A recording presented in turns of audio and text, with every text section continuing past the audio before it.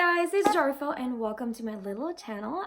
And I know it's been a while since I last posted a video because it's mainly because I had to extend my visa. And then as you guys know, I am currently a student here in Australia under a student visa. So I went through all those processes again and stuff like that. And since I get a few people messaging me asking me about like what are the process, what to expect when you process for a student visa, how is it done? Well, I thought it's kind of relevant to talk about this since I just extended my visa. And so if you guys are interested in studying here in Australia, or if you guys are looking into the possibilities of studying here, then this video is for you. But before anything else, just a disclaimer, I am not an immigration agent nor an expert. I am solely speaking in behalf of my experiences and my experiences alone. So without further ado, let's get this video started. So my sister and my mom helped me with all the visa processing, and the first thing that we did was to find an agency, and we went to this agency called IDP, and they were the one who helped me with the visa processing, the enrollment from the school and everything like that. And I didn't have to pay them anything because I believe that if you're enrolled in a school, the school would give them a percentage, and they give visa application, they help you with your visa application for free. And the first thing that we did was to get a COE from the school. A COE is a certificate of enrollment, and you need it for your visa processing. And the first thing that you gotta do is to find a course that's related with your field. Like for me, for example, I am a registered nurse in the Philippines, so I looked for a course that's kind of related, and then I enrolled in aged care. And before that, I had to get all my documents, TOR, diploma, all your credentials you need to photocopy and certify. And next you need to get the English language proficiency, the examination. So the IELTS, the PTE, TOEFL, I'm not sure what the other exams are called, but I took PTE and IELTS. And you have to bear in mind that you check the minimum score needed for you to enroll. I took my IELTS and PTE here in Australia, so I don't know how much it is back in the Philippines. For me personally, I found that PTE, it's kind of easier than IELTS because it's just my preference, I believe. The next thing that you gotta do is so you have to prove your financial stability. Just have to show that I was capable of supporting myself while I live and study here in Australia. So the agent will help you compute that. The next thing that I did was to enroll in the school. The school made me pay the first term. So one term for that whole course was 3 months, yeah? And the whole course costs, I think, $11,500. One term costs $2,250. I'm not sure. I think I still have a receipt, so I'm gonna go and grab it first. So yeah, I had to pay a total amount of $4,757. So my school is called Academia International. So I was studying aged care, certificate 3 and 4. So it's the whole course is, I think, 16 months. And I'm not sure what's the breakdown of everything, but I believe that for the installment of the course, it was $2,250 for the aged care. I decided to study English for 5 weeks, so I had to pay $1,200, and on top of that you have to pay for the enrollment fee. So again, the total that I paid in order for me to get enrolled in academia was 4,757 Australian dollars.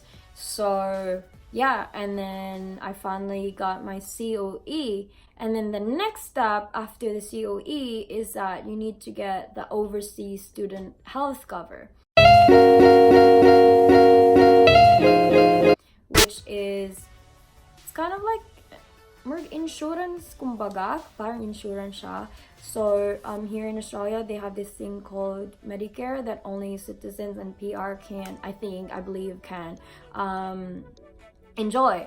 And healthcare in Australia is quite expensive, and if you come here to Australia and study, everything is expensive for you. So the health cover is computed from the start of your course to the end of your course plus 2 months. So my course finished last July, so I added 2 more months, so July, August, September. So my visa, my health cover rather, was supposed to expire as well on September-ish. So it's like plus 2 months. So how much the health cover would cost would depend how long your stay in Australia would be, because you need to have a health cover for the span of time that you're gonna live here in Australia, because like healthcare is very expensive here, and in case of emergencies, in order for you to get health cover, you can look it up online, and there are so many providers.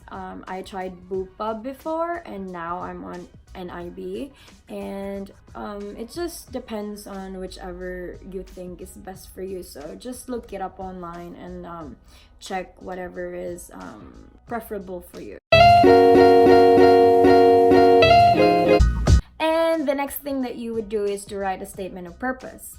Oh, guys, and if you're wondering why I keep on looking down, I have my laptop here with me, and I've written everything so I would not forget things. So moving on, a statement of purpose is just a letter that contains your details and your course that you're studying in, and how is it related to your profession back home, or like how is it related to your course then. If you had study or work gaps within 6 months, the reason why you chose that school, or let's just say, for example, why did I choose to study in Deakin University, or why did you choose to study in Academia International, and the reasons why you chose to study here in Australia. It's like something like that. And you must take note that you have to personally write that letter, and the agent will not help you make that. To the next one is that you're ready to apply for your visa. So you got your COE ready, health cover, and your statement of purpose. The fourth thing is you're now gonna apply for your visa. So in order for you to apply for the visa, you need to go through the Australian immigration website, and you need to make an IMEI account. So an IMEI account is your it's your personal account. That's where you would submit credentials, your qualifications, your COE, your health cover, everything, all the requirements needed for the visa processing. And you need to keep that and remember that, because if you plan on applying for a permanent residency here in Australia, you would need that account as well. It's time for you to lodge your visa, and when you lodge your visa, the visa costs, if it's your first time applying, it's like $575, and if it's your second time to apply for a visa, you need to have an additional $700, I believe. That's what I paid. And after that, after you lodge the visa, they would recommend you to do a medical. So if you're not going to go to a university, you would have a medical that consists of physical examination, an x-ray, and what else did I do? Physical exam, x-ray, and just urine tests, and yeah, I think that was it. And it costs, like, rough estimate, I'm not sure, $350 or something like that. It's somewhere there.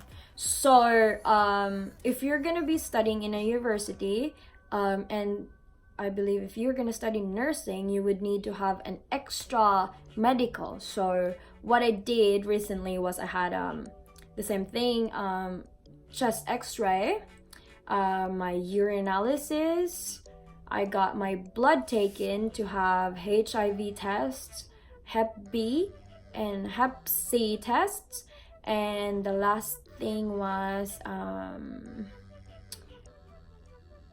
physical assessment. And yeah, I think that was it. And so the first time I lodged for my visa, I think I waited for like less than a month from the time I had my medical examination. So when I extended my visa just recently, I only had to wait for 3 weeks, and then I got my visa granted. And I think that's about it, guys. And if you have watched until the end of this video, thank you very much.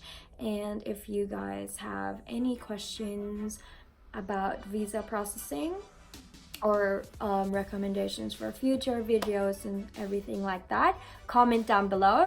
Feel free to message me on my social media accounts, which I will put the links down below, and I'd be really happy to help you with that. And thank you guys for watching, and I'll see you on my next one. Bye!